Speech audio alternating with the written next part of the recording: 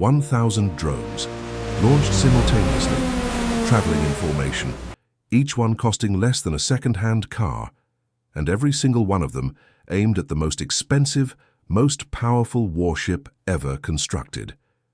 This isn't a scene from a science fiction film. This is a military doctrine that Iran has been quietly developing for years, a calculated, systematic plan to neutralize American naval supremacy without ever building a fleet to match it.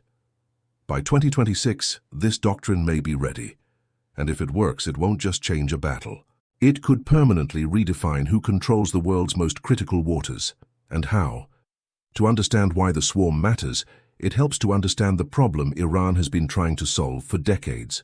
The Persian Gulf is Iran's strategic backyard, but for most of the modern era, the United States Navy has operated there almost at will. Aircraft carrier strike groups have patrolled the region continuously since the 1980s.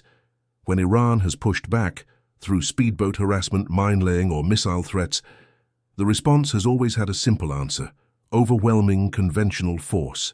Iran knows it cannot build a blue water navy capable of matching the United States ship for ship. The budget isn't there. The industrial base isn't there. Building a single modern aircraft carrier takes decades and tens of billions of dollars. So Iran took a different path entirely. Instead of trying to fight on those terms, it began developing weapons designed to make conventional advantages irrelevant. The philosophy has a name in military strategy: asymmetric warfare. Don't try to beat your enemy's strength, find the cracks in it, and build your entire doctrine around exploiting them. For Iran, that crack is economic. Modern naval defense is extraordinarily expensive. Interceptor missiles that cost millions of dollars, radar systems that require years of training to operate, ships that take decades to build and cannot easily be replaced if lost. A military doctrine built around this infrastructure has a fundamental vulnerability. It can be bankrupted, not defeated in a single dramatic battle. Bankrupted, slowly, systematically, by forcing it to spend more defending than the attacker spends attacking. This is the precise calculation at the heart of Iran's drone swarm strategy. And it took the global military community far too long to take it seriously. The Shahed-136 is not an impressive machine by almost any conventional measure. It's propeller-driven. It has a maximum speed of around 185 kilometers per hour, barely faster than a luxury sports car. Its radar cross-section is small, but not invisible. A well-equipped air defense system can detect it easily and shoot it down without difficulty. None of that matters, because the Shahed-136 was never designed to be hard to kill. It was designed to be cheap to build and expensive to stop. At an estimated cost of around $20,000 per unit, some estimates go even lower, Iran can produce them in massive quantities, hundreds, potentially thousands. And it has. The strategy is this: send them in waves so large that even a perfect kill rate still costs the defender more than the attacker spent on the attack. At current prices, shooting down 200 Shahed-136 with SM-6 interceptors costs the defender over $800 million. Iran spent roughly $4 million building the drones. That is the math Iran is betting on. But the swarm doesn't stop at cheap drones. Introduced publicly in 2023, the Shahed-238 is the jet-powered evolution of the concept, where the 136 lumbers in at propeller speed, the 238 screams in at over 600 kilometers per hour. At that velocity, a defender has just minutes, sometimes less, from first radar contact to impact. More critically, it comes in specialized variants, a baseline strike version for general targets, an infrared-guided variant designed specifically to track the heat signatures of moving ships at sea, and an anti-radiation variant, arguably the most dangerous of the three, engineered to detect, home in on, and destroy the radar systems that guide the interceptor missiles. Think about what that means in sequence. The first wave of slow, cheap drones forces a ship to activate its radar continuously, tracking and engaging hundreds of targets. The anti-radiation variant in the second wave uses that radar emission as a homing beacon, flying directly toward the most critical sensor on the ship. Destroy the radar, and the layers of defense that depend on it begin to collapse. This is not a brute force approach. It is a system, each element designed to set up the next. Every weapon system performs differently depending on where it's used, and Iran's swarm doctrine is built for one specific environment where its advantages are multiplied dramatically. The Strait of Hormuz connects the Persian Gulf to the Gulf of Oman. At its narrowest navigable point, the shipping channel is roughly 3 kilometers wide. About 20 million barrels of oil pass through it every single day, approximately 20% of global supply. It is non-negotiable. Ships cannot go around it. In the open ocean, a carrier strike group has room to maneuver. It can place itself at distance from shore-based threats, spread its escort ships in a wide defensive formation, and use its reach to engage threats far from the fleet. In the strait, that geometry disappears. A carrier moving through the strait is constrained to a narrow lane. It's predictable. It's slow relative to the threats it faces, and Iran's entire southern coastline, hundreds of kilometers, becomes a launch wall. Drones, anti-ship missiles, and fast attack boat flotillas can emerge simultaneously from dozens of concealed sites, arriving from multiple directions at once. At 600 kilometers per hour, a drone launched from just 30 kilometers away reaches its target in under 3 minutes. By the time a radar operator classifies the threat, a weapons officer selects an interceptor, and the system fires. The margins are razor thin. The Strait doesn't just give Iran a place to deploy its swarm.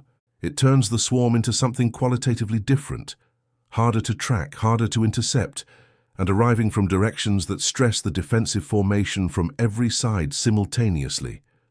Naval strategists have been aware of the swarm threat for years. The response is the most sophisticated layered air defense system ever deployed, the Aegis Combat System. Aegis was originally designed during the Cold War for a specific mission: survive a Soviet saturation missile attack in the North Atlantic. It creates a series of concentric defensive rings stretching hundreds of miles from the carrier. The outer ring belongs to the air wing, FA-18. Super Hornets and F-35s fly combat air patrol far ahead of the fleet, intercepting threats before they get close. Their sensors feed targeting data back to the surface ships, and they carry enough missiles to engage dozens of targets per aircraft before returning to reload. Inside that ring, the escort ships form the backbone of the defense. Their radar arrays can track hundreds of targets simultaneously with extreme precision. They carry multiple interceptor types: the long-range SM-6, capable of engaging targets at over 200 kilometers, the SM-2 for mid-range threats, and the evolved Sea Sparrow missile, which can be loaded 4 rounds per launch cell, specifically to maximize firepower against swarms. Any drone that survives all of that faces the last line of defense. The Phalanx CIWS, a radar-guided rotary cannon firing 4,500 rounds per minute, and the rolling airframe missile for point defense intercepts at close range. On paper, this is a devastatingly capable system. In practice, it has a critical vulnerability, one that Iran has explicitly designed its doctrine to exploit. Every defensive shot costs money. Every missile fired draws down a finite magazine. A destroyer carries a limited number of vertical launch cells. When they're empty, the ship is no longer a defense asset, it's a liability. The Navy has been developing its answer to this problem, and it is a genuine technological leap: directed energy. The HELIOS system, a 60-kilowatt laser, is already deployed operationally on the destroyer USS Preble. Its cost per engagement is measured in dollars rather than millions. It doesn't have a magazine to exhaust. It fires as long as the ship's generators run. In testing, it has successfully intercepted drones and other small aerial targets. The Navy is also developing high-powered microwave emitters capable of disabling the electronics of multiple drones simultaneously across a wide area. These are real capabilities, but they are still relatively new, limited in numbers, and dependent on conditions. Lasers lose effectiveness in humidity, sea spray, and smoke, all common in the Persian Gulf.